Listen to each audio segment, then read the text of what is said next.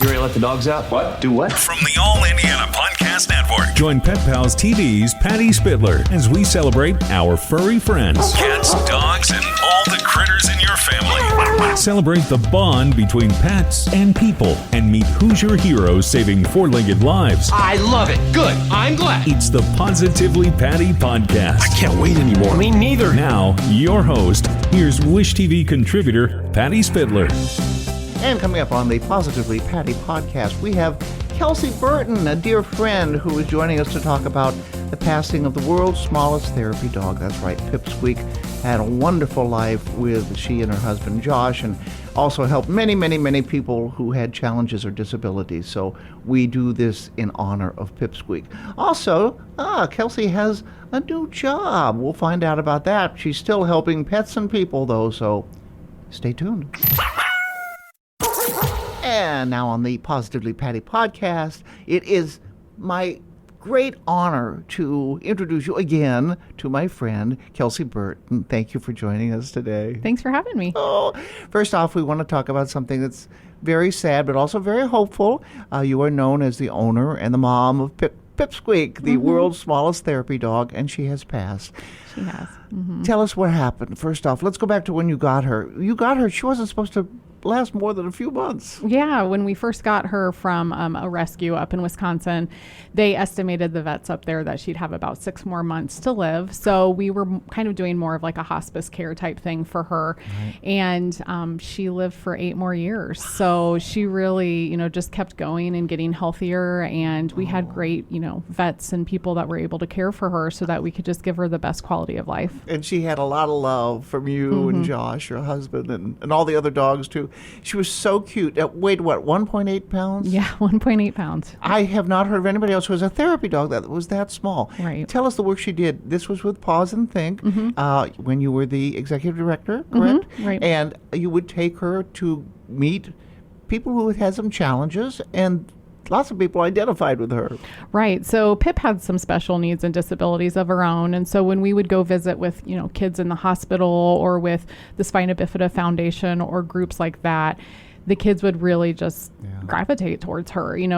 She walked like them. She had the same challenges. She was in physical therapy, and a lot of the kids were too. So they related to her. Yeah. And so there was just this instant connection when she would, be in a room with these people that I could never have had such a strong connection with them, and she would do that instantly, and it was amazing to watch. And she loved the attention. Oh gosh, did she ever? Yes, she loved it. She loves people. She loved being the center of attention. So this was, exactly what she was supposed to be doing in life. And what was her breed again? She was a Yorkshire Terrier. Yeah, just very not bred well, bred for to be tiny instead of breeding for health. So we always remind people she was cute, but always, breed for health, not just for, being tiny purse dogs. Right. Yeah, purse puppies. How about that?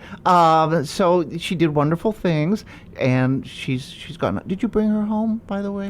Yeah, we did. Yep. So she's home. And, it actually did give us a little sense of peace to have her back. It was kind of interesting to us that we just kind of felt this nice, closure when she was home with us. So we have, back in the backyard, a nice little area that's in memory of her with some gifts that people have sent. The outpouring of love from her fans was unbelievable. We've never had so many flowers in our house before. So yeah, it was, that we were so grateful for. It helped us get through a tough time. Yeah, and I'm so pleased that you let me in your house with all your other puppies, and we did an interview about Pipsqueak for Pet Pals TV. If you can't or didn't catch the show with Kelsey and all the puppies in there talking about Pipsqueak, it will be on our website and also on YouTube. So you can see it and enjoy it for eternity. How about that? Yeah. Now, we want to talk about you, Missy. You are doing something brand new. What's your you've taken on a new line of work, but still helping pets and people. Tell us about that. Okay. Yeah, so I just recently joined the team at Medical Mutts, and what they do is they help shelter dogs become service dogs. So I'm still, helping dogs reach their full potential, whether that's some dogs, their full potential is just being a pet. But for other dogs, it is being, a service dog, which is kind of the ultimate, I think, gig for a dog. So I get to help them with their fundraising and their marketing. And I yesterday got to see on my very first day, individuals getting paired up with their service dog for the first time. So they were meeting their service dog. And it was so incredible to see this excitement and just this instant, appreciation for what they were doing for one another. Yes.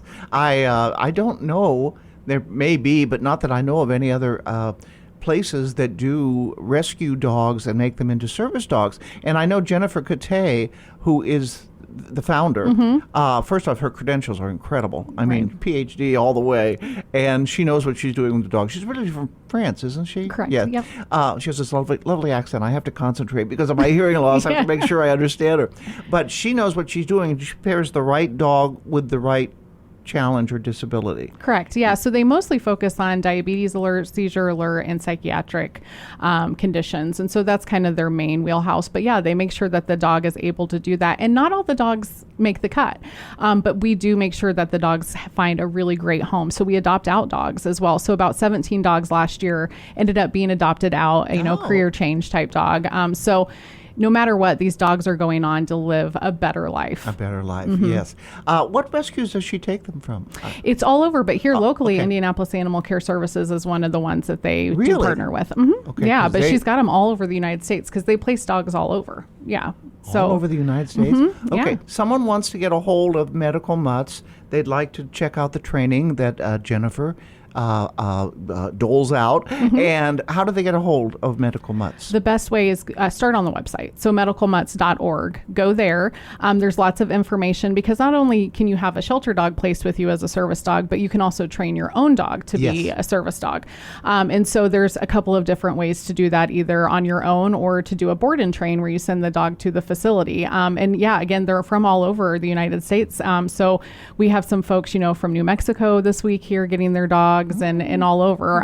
But yeah, the website's the best place to start. And then you can always, the numbers on there, you can always give us a call. And Jack is usually the one that answers the phone, and he's very knowledgeable and married to Jennifer, so he knows his stuff. So he'll be able to also pair you up with whatever program or service that you need. Okay, medicalmutts.org. Terrific. And what's the charge for this? I know some places charge, and there's always a long waiting list, though, for service dogs. Tell us about that. So service dogs are expensive to charge or expensive to train because they take a long time, right? I mean, this isn't something you can go and just do in a couple of weeks. I mean, we're talking months, years to train the dogs. So it costs the organization about $25,000 to train one of their dogs. And so what they ask is for the people that are getting the dog to cover about 60% of that cost, and then Medical Mutts covers the remainder. But you can cover that 60%. A lot of folks do their own fundraisers with their own friends and families to cover that. And we're trying to right now really look for funding so that we can help cover more of that cost for individuals. So as you know, it's just all about people donating and giving and helping support these causes so we can pull more shelter dogs and place more dogs with people who need it. Yeah, everybody benefits. Win, win, win. Okay, so we know how to get a hold of Medical Mutts. We know the kind of dogs they use. And they don't use just one breed. Now, I know some places use just one particular breed. But if you're doing a rescue dog, you got everything, haven't you? And we have all lots, sizes, all shapes. And we have lots of those, Heinz 57 dogs too that are just a little of everything. But yeah, I mean, this program we have, tiny dogs all the way up to a standard poodle. I mean, and that standard poodle is a rehome. So that was a surrender dog as well. So we have purebreds. I mean, really any breed that has the right temperament and can do the work. They're the dogs we want. Well, again, I do know Jennifer Cote knows what she's doing. Yeah, she has a very strong training team. I've been really impressed. She's very, very good at this, and she has an eye and a nose Yeah, for what works. Kelsey Burton, let's talk again.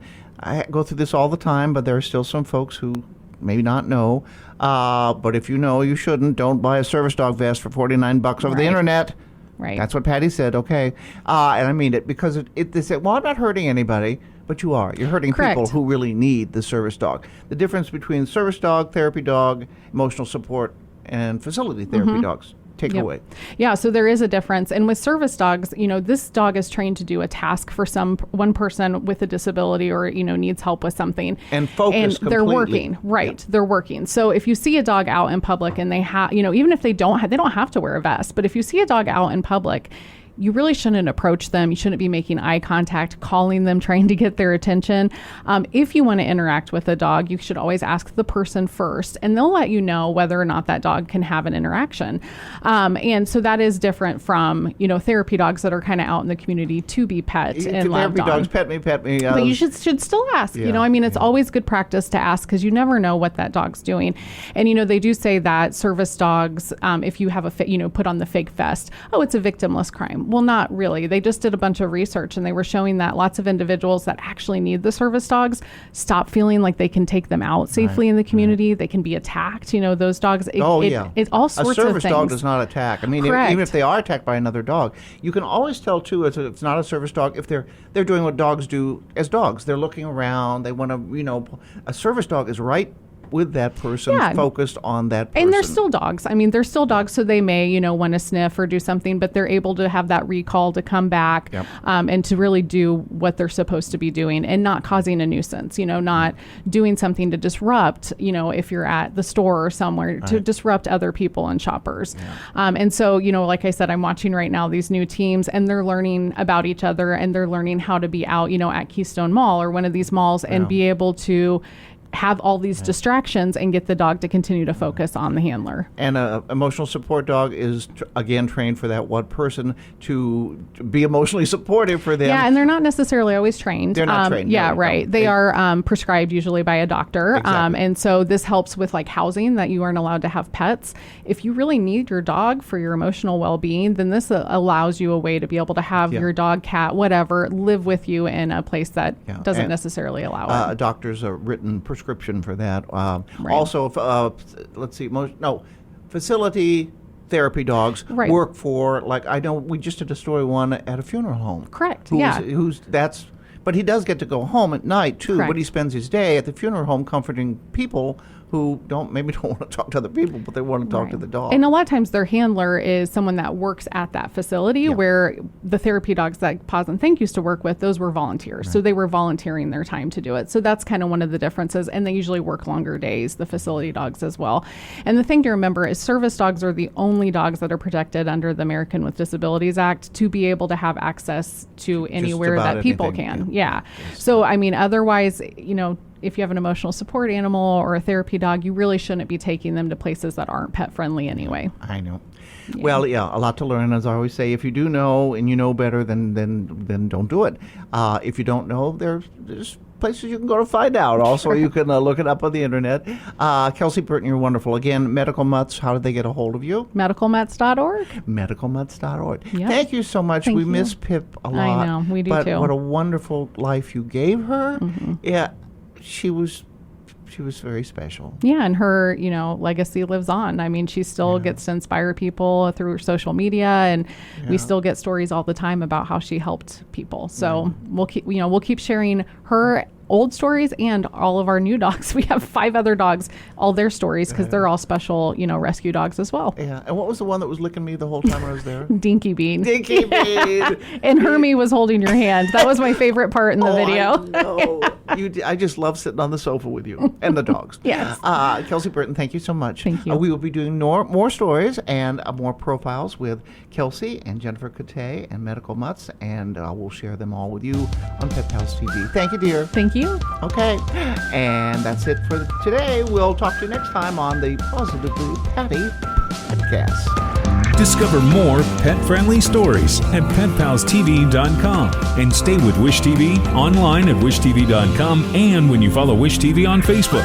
Be sure to like and subscribe to this podcast and discover more great podcasts from the All Indiana Podcast Network now at AllIndianaPodcastNetwork.com.